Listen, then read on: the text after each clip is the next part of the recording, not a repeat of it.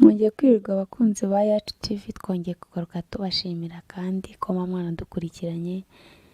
Ni byiza cyane, turabishimira amakomenti yanyu abakenewe na nimero mwazibonye kutubaza biba byemewe nta kibazo. Ndizera biba byiza. Uyu munsi rero tugiye kuganira ukuntu hari ushobora kujya guswera umukobwa ndeka mbibira akabanga, banza kandi subscribe kugira ngo ubibone neza bite biza neza ku gihe. Ni ukuvuga ngo hari ukuntu ushobora guswera nk'umukobwa, buriya ukuntu nk'abatipe batafitemo inararisweye nyine, sibyo rata? Nibyo ndabizi. Hari ukuntu ushobora kuba udafite inararisweye umukobwa akagutuburira, wamunyaza akanyara inkari zisanzwe ukayabona amavangingo nawe agakomeza ugahataho. Urumva rero ko numeze. Tugiye kuganira kuri topic yo gutandukanya inkari n'amavangingo. Ariko mbakana tugiye kuganiraho. Ni ukuvuga ngo ukuntu rero bimeze. Aho nari ukuntu nkawe musore ushaka kurangura nk'umukobwa watisha uyu mukobwa kikaba kabisa kiranyara, kandi burya ari inkari zisanzwe. Ibyo bintu bibaho. Ibyo bintu bibaho. Nabonye hari umuntu wabinyarikiye muri comment arambwira ati uzi ibintu byambayeho. Ati ubona nyine nkongo batangiye kugenda menyera square bituba bitandukanye. Ati ari ukuntu ajyaga nswera umukobwa nkabona haje nk'amazi, noneho arabona square mbona amazi yamaye, mbona ni nk'inkari zisanzwe. Kumva yenda kose amavangingo n'inkari zisanzwe ntabwo bari kimwe. Urumva kuvuga ngo ukuntu biba bimeze uyo gutandukanya bose bamwe bari kumwe ahantu hakorwa gutandukanya icyatsi n'ururo byakunanira. Ahubwo icyo gihe rero bitume tureberaho tugiye n'ubushishozi. Abakobwa mwihangane niyo mbavuyemo, ariko ndabizi nyine mwihangane nyine none se bigende bite murakinyweraho. Ni ukuvuga ko hari ukuntu umukobwa aza akagutuburira. Urumva agutuburira ukamuswera nayo abahaseho yitakije yatatse yavugije induru ngo agiye kuguha amazi aguhaye inkari, kandi ari inkari burebure. Uzi ngo ni amazi nawe yatatse induru yayihaye umunwa. Nawe so guhataho gaswera akagongo kagagenda yaguhaye inkari. Kariho mu bwiko ukuntu bita bigenda. Aho nakurongora umukobwa washyutswe, iyo umurongoye amavangingo ntashira, ashira ari uko arangije.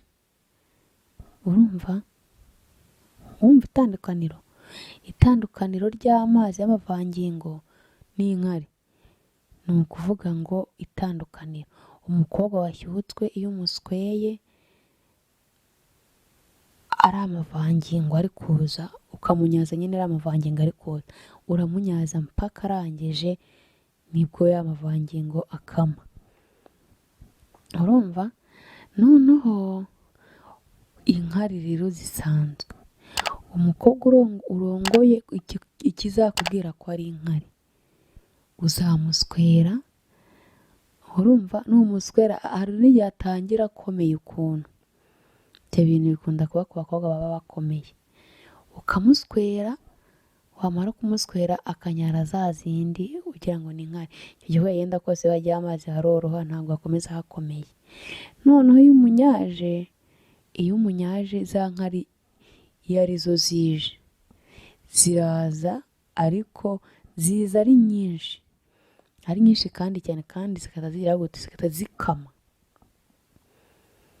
Urumva araza nyine arazinyara zigashira zikata zikama, ku buryo iyo ukomeje kumurongora nyine arongera n'ubundi agakomera kwa kundi uba watangiye umeze, arongera agakomera.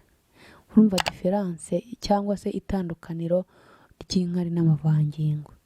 Amavangingo yo iyo unyaza ntabwo akama, ntabwo ajya akama ari uko uwo uri kurongora arangije.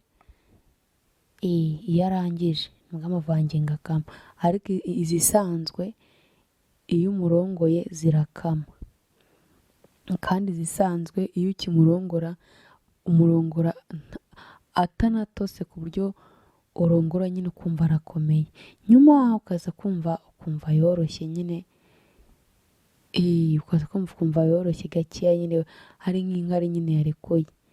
Noneho ubu ngubwo rero iyo ukomeje ukanyaza ubona zije ari nyinshi, ariko zigahita zishira, zigashira ku buryo wongera ukanyaza ukanazibura. Ubu ngubu urongera ukanyaza ukanazibura burundu, buri ukazibura neza neza. Urumva uwo nguwo niwo wagutuburiye. Uwo nguwo unyaza zikageraho zikagenda zigashira, akenshi aba yagutuburiye. Ntabwo ari amavangingo ya nyayo, ariko amavangingo ya nyayo ku mukobwa wirekuye wakiguhaye cyose, ni hahandi umuswera ukanyaza zishobora no kuza ari nkeya, ariko zikaza zidakama, zigashira ari uko arangije nawe urangije ngo zishira. Urumva abantu bajya babatuburira. Ubwo rero namwe mujye mushishoza, mudashishoza nyine ngo uzakinyweraho. Urumva uzakinywera ngo kinyweraho rero nta sukari, reka ugomba kujya ubanza ugashishoza. Sinabwiye uburyo muzajya mubigenza. N'umuswera ukabona ni uwo mukobwa ufite uguhaye inkari, ni hahandi umuswera utanamuhindurira positeri, kuko positeri indi positeri yose wakora iramubabaza, kuko aba yamaze gukomera. Iyo izo yanyaye zashize aba yamaze gukomera rwose, ntiwamuhindukira cyangwa ngo umwunamishe, reka bisaba gukora iyo positeri imwe yakumva arushye, avuga ati wenda akaba yakwisha, avuga ati sheri turekere aho ndarushye, kandi arushye bya Yesu, kuko aba yazibuze nyiriza guha, yajomereye. Harakumva ukuntu biba bimeze.